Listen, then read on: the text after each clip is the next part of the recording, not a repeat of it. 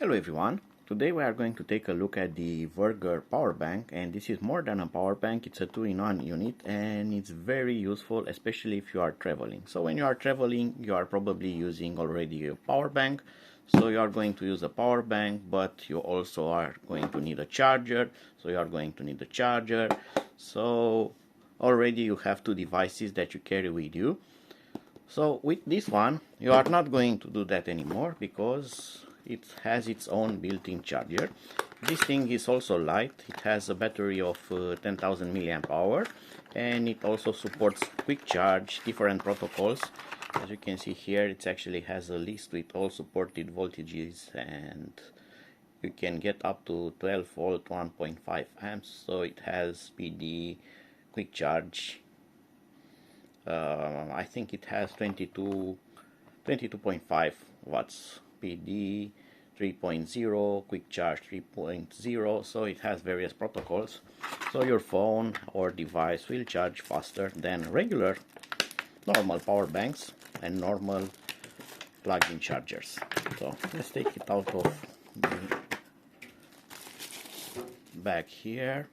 So it looks like a normal power bank, so let me put some other around it. So this is a very compact 5000 milliamp power bank.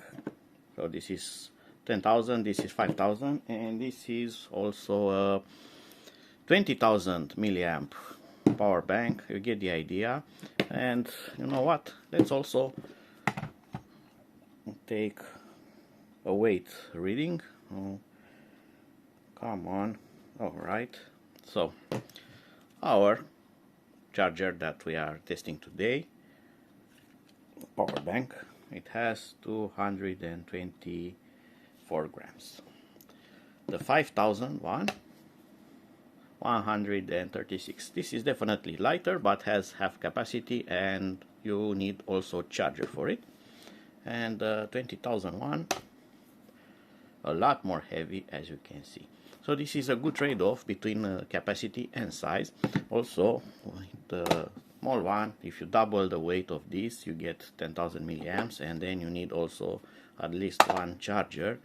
So you get the idea. You get actually a heavier product when using two different devices. Right, so let's move on to this. It has three USB ports. It has an out, and also this one which works as an out and also in. This device also can be charged like a normal power bank, but it has here the built-in charger. As simple as that. You fold it, you take it with you, you can charge it in an outlet, and it also has a physical button to wake it up, and you can quickly check the charge level on this. So let's put it to work. Let's see the output. Let's do some tests. For testing the output power, let's plug in a cable here. We have marked here quick charge and quick charge. As you can see, this one has PD, and I'm also going to use a tester, but this one probably needs an update because it's rather old and sometimes does a few problems. It doesn't measure correctly, or it doesn't enable the correct protocol for charging. We are going to see that, so I'm going to plug in this phone now. Let's see what it does. Charging, fast charging was enabled, that's good, and you can see here it has negotiated power, and from 5 volts we are having 8.7 volts, 1.5 amps, so roughly 13 amps. It's not 22, but that's how the phone, the cable, and this negotiate. In case you don't know, there are some cables such as this one. This has a built-in e-marker chip. It's a chipset that negotiates power delivery between the charger and the device, and now it's complicated because you have another device between them, so somehow the cable needs to talk with this guy here that talks with this one, and sometimes they get lost in translation. But you get the idea. This is fast charging, it's not regular 5 volts, so it's doing faster. So quick charge actually works. Phone detects it, it charges faster than normal. And now let's connect a second load on it. So I'm going to use PD this time and connect this phone. What happens? Well, this one also started to charge, normal charge, and this one has went to what it seems to be, yep, normal charge. So we get back to 5 volts, 1 amp, 5 watt charging. I'm curious of another thing, so I'm going to unplug this one. I'm going to unplug both of them. I'm going to take the tester from here, and now I'm going to only use the PD. Right, I'm going to put the tester and also check the PD on this phone, and let's see what happens. It's normal charging.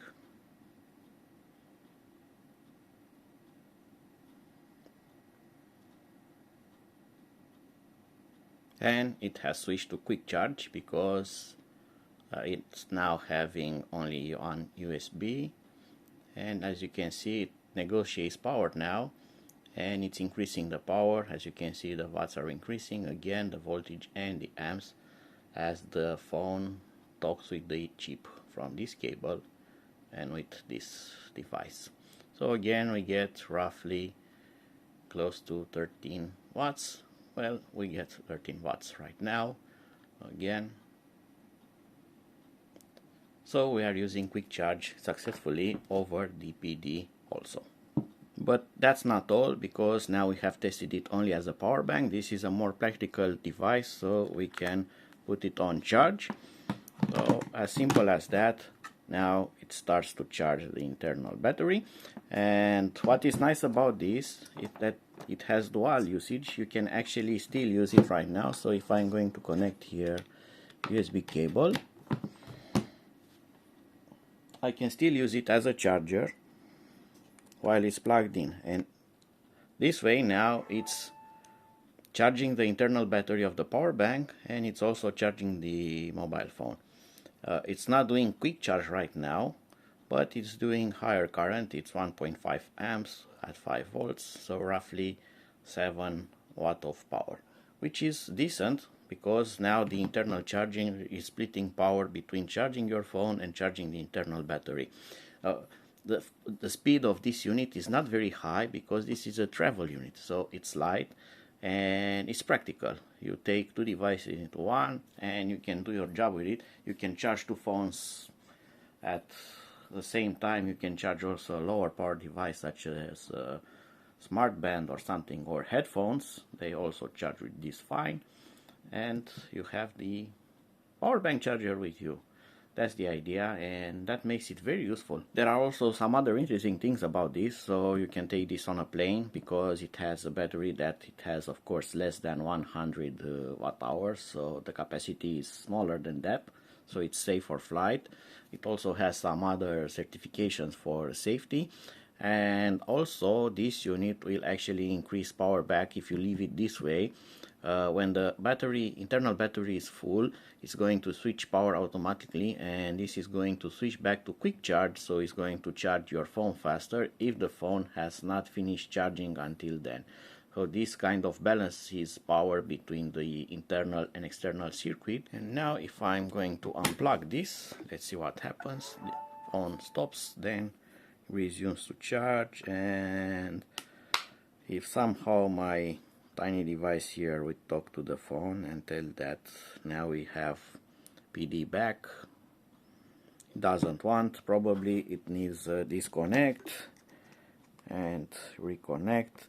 If I'm going to plug this directly to the phone, there is no problem with switching to quick charge, and there we go, we have quick charge back again. 13 watts, 13.6 watts of power. Another interesting thing is this strap that you get with the power bank. It looks like a regular normal hand strap.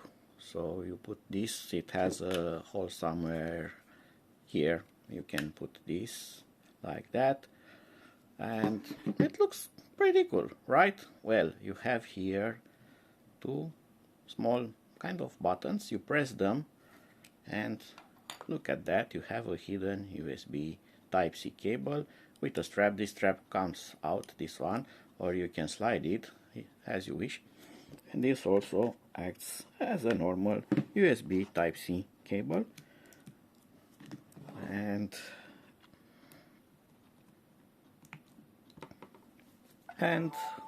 it has quick charge already. You can see the power here already, 10 watts of power,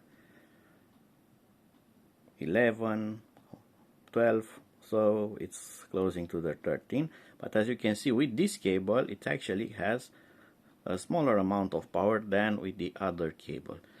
That's because that other cable costs about half of this charger price, so it's an extremely expensive cable, and this is actually a very cheap device.